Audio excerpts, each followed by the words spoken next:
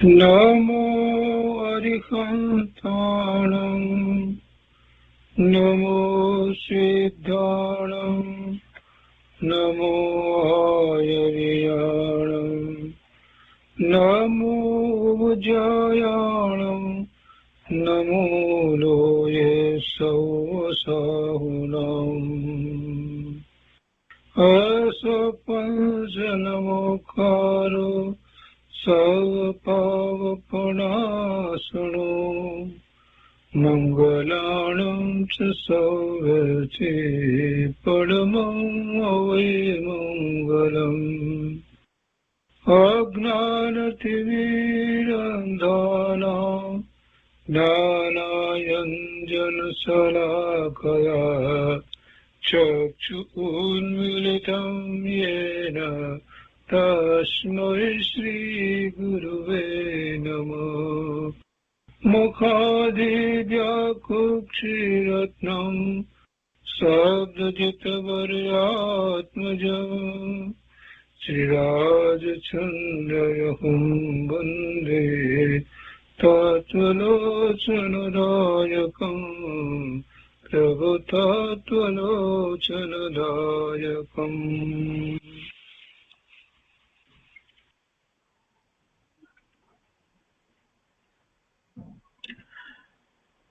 કૃપાળુદેવના વચનામૃતના સ્વાધ્યાયમાં આપણે ઉપદેશ છાયાનો સ્વાધ્યાય કરી રહ્યા છીએ. એમાં આંક 4 નો સ્વાધ્યાય પૂરો થવા આવ્યો છે. આંક 4 માં ઘણો વિસ્તાર હતો. આજે એનો છેલ્લો ભાગ આપણે લઈએ છીએ. પાના નંબર 694 પર છેલ્લી બે લીટી. પાના નંબર 694 છેલ્લી બે લીટી અહીંયા કહે છે કે જે જીવને અનંતાનુબંધીનો ઉદય છે તેને સાચા પુરુષની વાત સાંભળવી પણ ગમે નહીં. અનંતાનુબંધીનો ઉદય હોય એટલે ક્રોધ, માન, માયા, લોભ એને અનંતાનુબંધી ના થાય અને એમાં પછી સાચી વાતનો રસ પડવો એ દુર્લભ. મળે તો ખરા એવા સંયોગ પ્રાપ્ત તો થાય પણ એને જ એમાં રસ પડેલી રુચિ હોય નહીં. એટલે બધાને એવો અનંતાનુબંધીનો તો ઉદય હોય છે પણ જેમને એવી રુચિ થઈ છે એ સમજપૂર્વક અનંતાનુબંધીનો ઉદય છે તે વખતે પણ મિથ્યાત્વ પોતાને છે એને દૂર કરવા માટેનો ઉપાય ભગવાને બતાવ્યો છે. જીનેશ્વર ભગવાનની વાણીમાં એ વાત આવી છે. તો એવા શાસ્ત્ર અભ્યાસ દ્વારા એને સમજી વિચારી અને એવો પ્રયત્ન કરે. કેમ કે અનંતાનુબંધી અને દર્શન મોહનીય તો સમ્યક તો થતા એ બંને સાથે જાય છે. પેલા ઉપશમ થાય પછી ક્ષયોપશમ થાય છે. એટલે અહીંયા જયારે એમ કહ્યું કે અનંતાનુબંધીનો ઉદય છે તો એનો અર્થ એ છે કે એને મિથ્યાત્વ છે અને મિથ્યાત્વ સહિત આ સાચી વાતનો સ્વીકાર થવો અને એમાં આગળ વધવું એ અઘરું છે. એટલે એ અપેક્ષાથી વાત લખી છે કે જે જીવને અનંતાનુબંધીનો ઉદય છે તેને સાચા પુરુષની વાત સાંભળવી પણ ગમે નહીં. હવે એમાં એક વાત વધારે એ છે કે મિથ્યા દ્રષ્ટિ તો બધા છે પણ છતાંય બધાને ગમે તો છે, વાત સાંભળવી વાત ગમે છે અને એમાંથી લોકો સમ્યક્ત પ્રગટ કરે છે. તો અહીંયા કૃપાળુદેવનો કહેવાનો આશય એવો છે કે અનંતાનુબંધી કર્મની પ્રકૃતિમાં પાછળ કેટલો એને સ્થિતિબંધ છે કે એમાં પાછો ફેર પડે, એની તીવ્રતા વગેરેમાં પણ ફેર પડે. એટલે અહીંયા એમ કેવું છે કે જેને એટલો મોટો સ્થિતિબંધ જે અનંતાનુબંધીનો પડ્યો છે એની અપેક્ષા સમજવી. એ અપેક્ષાથી વાત એમ લેવાની કે સાચા પુરુષની વાત સાંભળવી પણ ગમે નહીં. મિથ્યાત્વની ગ્રંથિ છે તેની 7 પ્રકૃતિ છે. માન આવે એટલે 7 આવે. તેમાં અનંતાનુબંધીની 4 પ્રકૃતિ ચક્રવર્તી સમાન છે. તે કોઈ રીતે ગ્રંથિમાંથી નીકળવા દે નહીં. સાથે જ હોય બધા ઉદયો, પણ જે પ્રકૃતિ પડી છે એ ક્રોધ, માન, માયા, લોભની પ્રકૃતિ પડી છે. અને મિથ્યાત્વની પણ આપણે 3 પ્રકૃતિ કહીએ તો જ્યારે એને સમ્યક્ત્વ થાય છે તો એવા 3 ભાગ પડી જાય છે, તો એટલે 7 કહેવાય.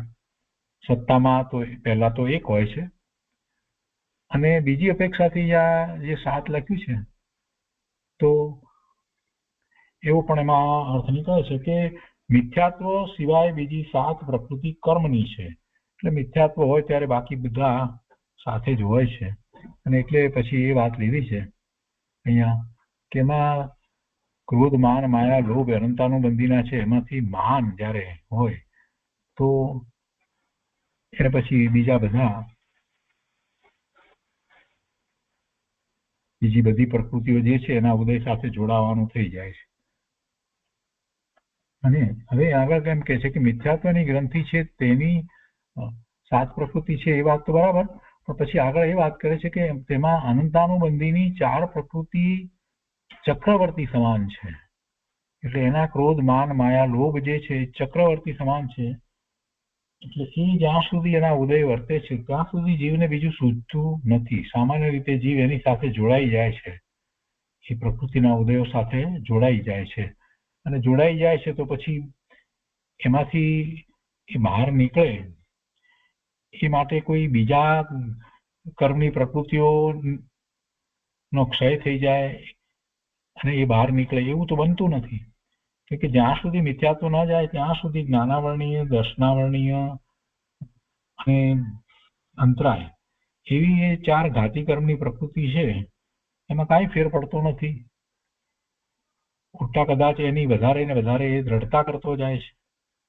એટલે સૌથી પહેલું જો કંઈ જવા જેવું છે તો મિથ્યાત્વ, દર્શન મોહની અને એની સાથે અનંતાનુબંધીની પ્રકૃતિ જાય છે, સમ્યક્ત થાય છે તો. એટલે અઘાતી કર્મની પ્રકૃતિ જે છે એ જીવના સ્વભાવ ભાવનો ઘાત થવામાં નિમિત્ત નથી, પણ ઘાતી કર્મની પ્રકૃતિઓ જે છે જ્ઞાનાવર્ણીય, દર્શનાવર્ણીય, અંતરાય અને મોહનીય, તો એ જીવના સ્વભાવ ભાવનો ઘાત થવામાં નિમિત્ત કારણ છે. અને એને કારણે જીવને રખડવાનું થાય છે. તો એમાં સૌથી પહેલું એ મોહનીય જાય એટલે દર્શન મોહનીય જાય એટલે એની સાથે અનંતાનુબંધી જાય.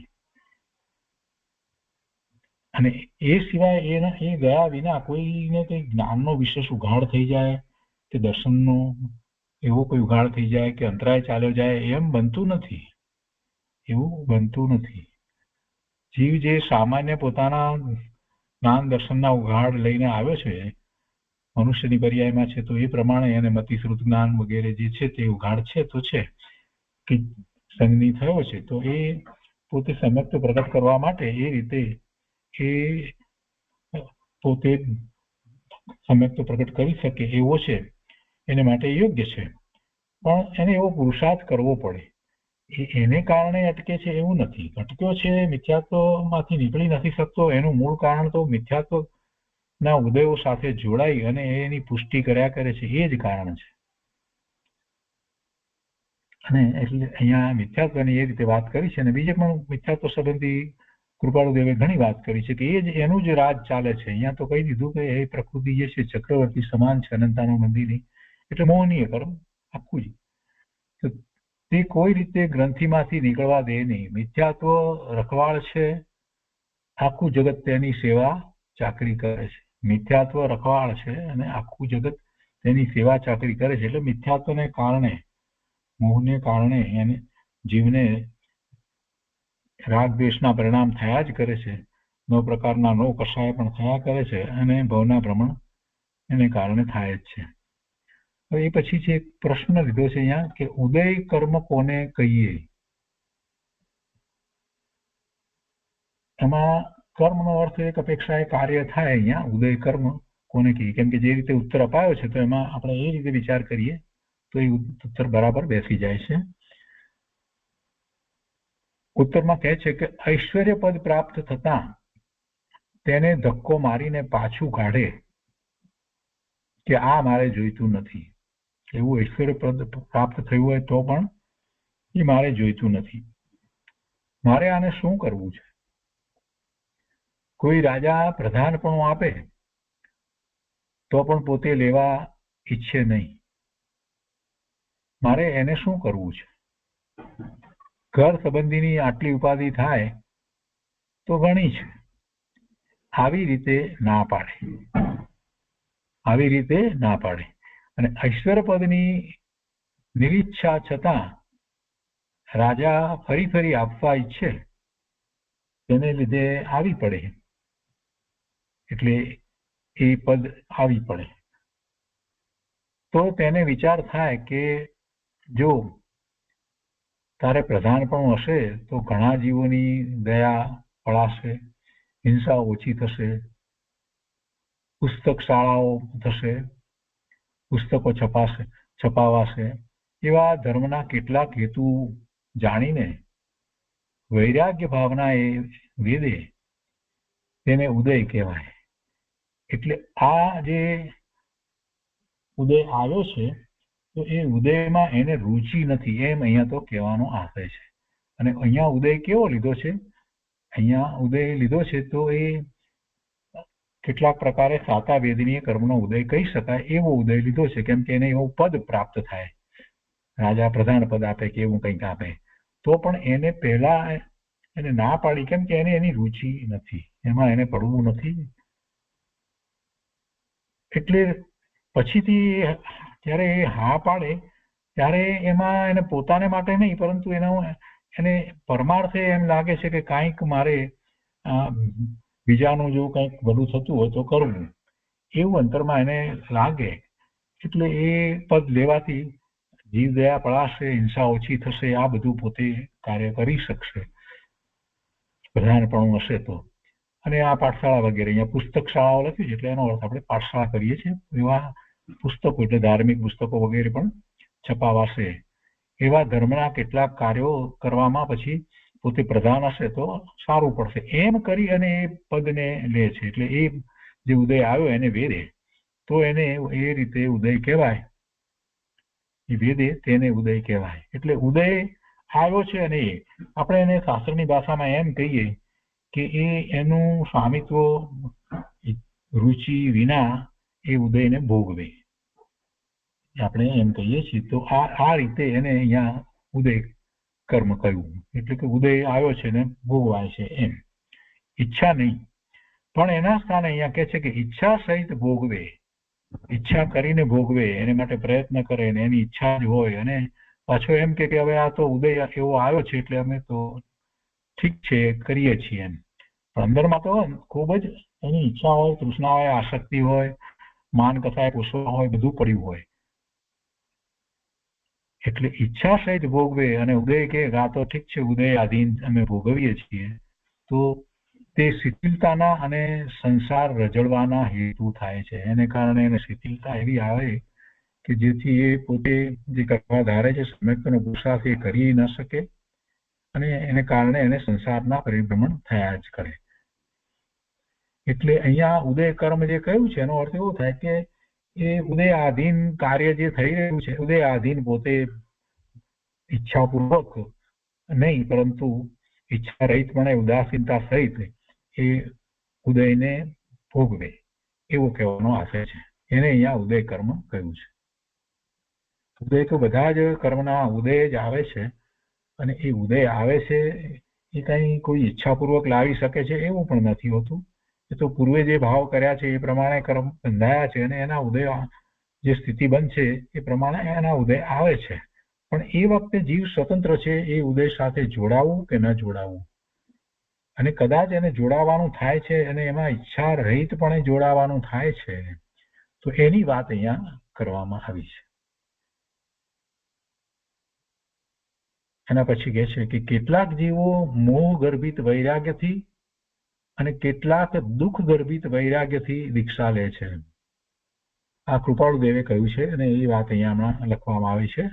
અંબાલાલભાઈ લખ્યું છે, કેટલાક જીવો મોહ ગર્ભિત વૈરાગ્યથી, મોહ ગર્ભિત વૈરાગ્ય એક પ્રકાર, અને બીજો કેટલાક દુઃખ ગર્ભિત વૈરાગ્યથી દીક્ષા લે છે. બધાને માટે નથી, કેટલાક છે.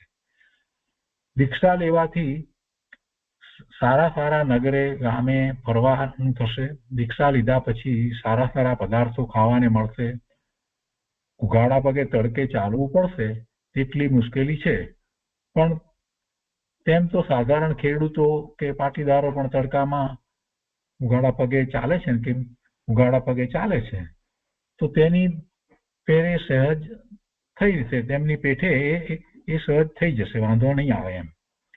પણ બીજી રીતે દુઃખ નથી અને કલ્યાણ થશે. આ મોહ ગર્ભિત કહેવાય. આવી ભાવનાથી દીક્ષા લેવાનો જે વૈરાગ્ય થાય તે મોહ ગર્ભિત વૈરાગ્ય છે. આ કોઈકની અપેક્ષાથી વાત છે, બધાને માટે એ વાત નથી, એટલે કોઈકને માટે એની વાત છે. અને બીજું અહીંયા જે લખ્યું છે કે દુઃખ ગર્ભિત વૈરાગ્યથી દીક્ષા લે છે. તો એવા સંસારી જેવા દુઃખો હોય એમાં એ કંટાળી જાય અને પછી એને એમ થાય કે આ દુઃખોનો ક્યાંથી પાર આવે, ક્યારે પાર આવે, એના કરતા દીક્ષા લઈ લઈએ એમ કરીને દીક્ષા લેતા હોય છે. જ્ઞાન સહિતનો વૈરાગ્ય થયો હોય અને પછી જે દીક્ષા લે એ સાચી દીક્ષા છે. કેમ કે જ્ઞાન સહિત વૈરાગ્ય સમ્યક્ત્વ સન્મુખ જે થયા હોય અને સમ્યક્ત્વની બહુ નજીક હોય એને, અને મોટે ભાગે તો જેને સમ્યક્ત્વ થયું હોય એને જ જ્ઞાન સહિતનો વૈરાગ્ય હોય. જે સંકિતિ છે, જેને જ્ઞાન સહિતનો વૈરાગ્ય છે, એ જે દીક્ષા ગ્રહણ કરે છે એ ખરેખર તો સાચી દીક્ષા છે. શાસ્ત્રમાં આચાર્ય ભગવાને એ દીક્ષાની અનુમોદના કરી છે કે પહેલા શાસ્ત્રના અભ્યાસ દ્વારા પોતે આગળ વધી અને સમ્યક્ત્વ પ્રગટ કરે અને તે પછી એ પોતાની ભૂમિકા એવી હોય ત્યારે દીક્ષા અંગીકાર કરે. તો આ મોહ ગર્ભિત વૈરાગ્યની વાત એમણે કરી. હજી આગળ એના વિશે કહે છે કે મોહ ગર્ભિત વૈરાગ્ય કઈ રીતે છે. તો પૂનમને દહાડે એક ઉદાહરણ આપ્યું છે અન્ય મતનું, કે પૂનમને દહાડે ઘણા લોકો ડાકોર જાય છે, પણ કોઈ એમ વિચારતું નથી કે આથી આપણું કલ્યાણ શું થાય છે. પૂનમને દહાડે રણછોડજીના દર્શન કરવા બાપ દાદા જતા તે જોઈ છોકરા જાય છે, પણ તેનો હેતુ વિચારતા નથી. આ પ્રકાર પણ મોહ ગર્ભિત વૈરાગ્યનો છે.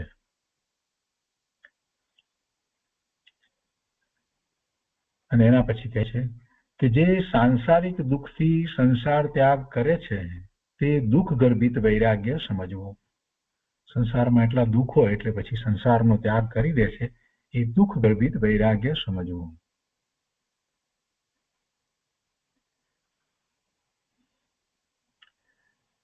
દુઃખ ગર્ભિત વૈરાગ્ય કઈ બધાને હોય છે એવી વાત નથી હોતી, કોઈકને હોય એવું, પણ એમાંથી કેટલીક વખત ફેરવાઈ જતા હોય છે. એવી જ્ઞાની પુરુષની વાણી સાંભળી હોય અને પછી દીક્ષા લે ત્યારે એ દુઃખથી છૂટવા માટે દીક્ષા લે છે, એટલે કે સંસારિક દુઃખથી છૂટવા માટે દીક્ષા લે છે એમ નહીં, પરંતુ પછી પોતાના આત્માના કલ્યાણને માટે દીક્ષા લે છે.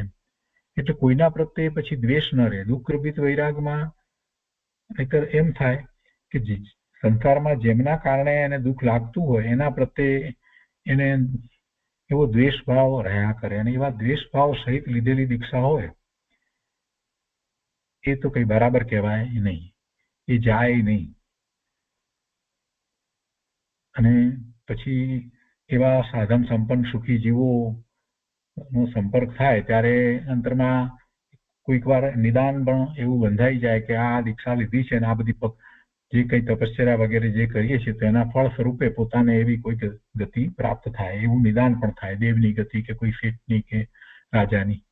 એટલે એ સામાન્ય રીતે એટલું જોવામાં નથી આવતું, પણ કોઈકને એવું હોય છે, નથી હોતું એમ નહીં. કૃપાળુદેવે લખ્યું છે તો વાત બરાબર જ છે. પણ આ કેટલાક અપવાદ રૂપ જે દાખલાઓ છે ને એને સમજવા, પણ સામાન્ય આ ન લેવું, કોઈકને જ આવું હોય. એના પછી છેલ્લી વાત છે કે જ્યાં જાઓ ત્યાં કલ્યાણની વૃદ્ધિ થાય તેવી દ્રઢ મતિ કરવી, તેવી બુદ્ધિ રાખવી, તેવી વિચારણા રાખવી.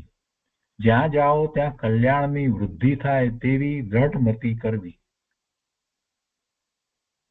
કુળ ગચ્છનો આગ્રહ મૂકવો. કુળનો અને ગચ્છનો આ સંપ્રદાયનો. સંપ્રદાયમાં પાછા કેટલાય પેટા સંપ્રદાય તો એનાય આગ્રહ હોય. તે બધા જ આગ્રહને છોડી દેવા. કુળ ગચ્છનો આગ્રહ મૂકવો એ જ સત્સંગનું મહાત્મ્ય સાંભળવાનું પ્રમાણ છે. જો એ મુકાય તો સમજવું કે ખરેખર સત્સંગ દ્વારા એને કંઈક સાંભળ્યું છે અને સત્સંગનું સાચું એને મહાત્મા આવ્યું છે એટલે એને એવું પરિવર્તન જીવનમાં કર્યું છે. કુળ ગચ્છનો આગ્રહ મૂકવો એ જ સત્સંગનું મહાત્મ્ય સાંભળવાનું પ્રમાણ છે. ધર્મના મતાંતર આદિ મોટા મોટા અનંતાનુબંધી પર્વતની ફાટની માફક મળે જ નહીં. એટલે જ્યારે ધર્મ માર્ગમાં આવ્યા છે તો પછી એને મતાંતર કેવા એ હોય જ નહીં. કૃપાળુદેવનું કહેવું એમ છે. મોટા મોટા અનંતાનુબંધી પર્વતની ફાટની માફક મળે જ નહીં. એટલે સૌથી મોટું જો કાંઈ પણ હોય અને આમે સ્થિતિબંધ સૌથી વધારે જો હોય તો અનંતાનુબંધીનો છે અને એને કારણે જ જીવને વધારેમાં વધારે રખડવાનું થાય છે. અને એ કર્મની પ્રકૃતિ ચારિત્ર મોહનીય કર્મની જે પ્રકૃતિ છે એના ઉદયો આવ્યા કરે અને એમાં જીવ એની સાથે જોડાઈ અને રાગ દ્વેષના ભાવે થાય એટલે એને પડવાનું જ થાય. જે ગતિમાં હોય એમાંથી વધારે નીચી ગતિમાં પડવાનું થાય. પછી એમ જ ચાલ્યા કરે. એટલે અનંતાનુબંધીની વાત કૃપાળુદેવે વધારે લીધી છે કે ધર્મના મતાંતર આદિ. ધર્મમાં જે સાચો ધર્મ જીનેશ્વર ભગવાને જે ધર્મ પ્રકાશ્ય છે એમાં તો કોઈ મતાંતર છે જ નહીં. કોઈ એમાં વિવાદ જેવી વાત છે જ નહીં. જે મતાંતર થયા છે એ તો જીવોએ પોતાના રાગ દ્વેષને પોષવા માટે, પોતાના માન કસાયને પોષવા માટે ઉભા કર્યા છે. અને દરેક સંપ્રદાય એમ જ માને છે કે અમે સાચા છીએ. તો આવી ભાવનાથી સંપ્રદાયની બુદ્ધિથી સંપ્રદાયને પોષવામાં સહિત જ્યારે કાંઈ પણ ધર્મ ક્રિયા કરે છે તો એને બીજા સંપ્રદાયમાં એ જ જૈન મતના લોકોનો ઘણી રીતે એને વિરોધ પણ હોય છે અને ક્યારેક તો એમાં નાના પ્રકારના ઝઘડા વગેરે પણ થતા હોય છે. એટલે મતાંતર જે છે એમાં તો ક્યારેય જોડાવું નહીં. કોઈ મતમાં જોડાવું નહીં. કોઈ સંપ્રદાયની બુદ્ધિ રાખવી નહીં. એના સ્થાને એમ રાખવું કે એ તો જન્મને કારણે આપણે જ્યાં જન્મ્યા ત્યારે એ ત્યાં એ જગ્યાએ એ સંપ્રદાયમાં હતા. પણ એથી કરીને આપણે કાંઈ એ સંપ્રદાયની બુદ્ધિ રાખવાની જરૂર નથી. સનાતન જૈન દર્શન છે એનો જ સ્વીકાર રાખવો. અમે આ સંપ્રદાયના એવો મનમાંથી વિકલ્પ કાઢી નાખવો. કૃપાળુદેવ એમ કહેવા માંગે છે. કેમ કે એને કારણે અનંતાનુબંધી પાછું થવાનું. કેમ કે મિથ્યાત્વનું પોષણ અને એમાં સાચા દેવગુરુ શાસ્ત્રના બદલે કેટલાય પ્રકારે બીજા દેવીઓ વગેરેનું પૂજન વગેરે બધું થવા માંડે. આ એવું જ થઈ રહ્યું છે કઈક સંપ્રદાયમાં ને એમાં પાછા પેટા સંપ્રદાયની અંદર કેટલાક લોકો પછી જીનેશ્વર ભગવાનની પૂજા અને આરાધના કરવા કરતા એ બીજા દેવ દેવીઓની પૂજા વગેરેમાં લાગ્યા રહે છે. અને એમાં તો નિદાન હોય છે, કંઈક અંતરમાં ભાવ હોય છે કે આમ પ્રાપ્ત થાય વગેરે. એટલે એમાં પાપના જ બંધ પડે છે. અને ઘણી વખત તો એમાં ગૃહિત મિથ્યાત્વ હોય. એટલે અનંતાનુબંધી પાછું લંબાય. એટલે ધર્મના મતાંતર આદિ મોટા મોટા અનંતાનુબંધી પર્વતની ફાટની માફક મળે જ નહીં, હોય જ નહીં એવું રાખવું જોઈએ. કદાગ્રહ કરવો નહીં. કદાગ્રહ કરવો નહીં. અને કદાગ્રહ કરતા હોય તેને ધીરજથી સમજાવીને મુકાવવા ત્યારે સમજ્યાનું ફળ છે. કદાગ્રહ એક તો પોતે કરવો નહીં અને બીજા જે કદાગ્રહ કરતા હોય એને ધીરજથી સમજાવીને એનો કદાગ્રહ છોડાવવો. અને જો એમ કરી શકે તો સમજવું કે પોતે બરાબર સમજ્યા છે. એ સમજાનું ફળ છે. ત્યારે સમજાનું ફળ છે. અને પછી કહે છે કે અનંતાનુબંધી માન કલ્યાણ થવામાં આડા સ્તંભ રૂપ કહેલ છે. અનંતાનુબંધીમાં માન એકલું જ નહીં પરંતુ ચારે ચાર જે છે એને કારણે જીવને પડવાનું જ થાય છે. પણ એમાં માન મુખ્ય છે. અભિમાન માન કસાય પોષવો. અને એટલા માટે કૃપાળુ દેવે તો એટલે સુધી વાત કરી છે કે જીવનો મોક્ષ અહીંયા જ હોત જો એને માન ન હોત તો. એટલે મોટે ભાગે જીવને ધર્મથી પડવાનું જે થાય છે એનું કારણ એનું માન અભિમાન છે. અનંતાનુબંધી માન 4 ચોકડી છે: અનંતાનુબંધી, અપ્રત્યાખ્યાનાવરણી, પ્રત્યાખ્યાનાવરણી અને સંજરણની. બધામાં માન તો છે, પણ અનંતાનુબંધીનું માન એ તો કલ્યાણ થવામાં આડા સ્તંભ રૂપ કહેલ છે. એ માન અભિમાનમાં જે છે એવા એના માન અભિમાન ચાલી રહ્યા છે અનંતાનુબંધીના, એનું તો કલ્યાણ થાય નહીં એમ કૃપાળુદેવ અહીંયા કહે છે કે એ કલ્યાણ થવામાં આડા સ્તંભ રૂપ છે, આડા થાંભલા રૂપ છે. જ્યાં જ્યાં ગુણી મનુષ્ય હોય ત્યાં ત્યાં તેનો સંગ કરવાનું વિચારવાન જીવ કહે.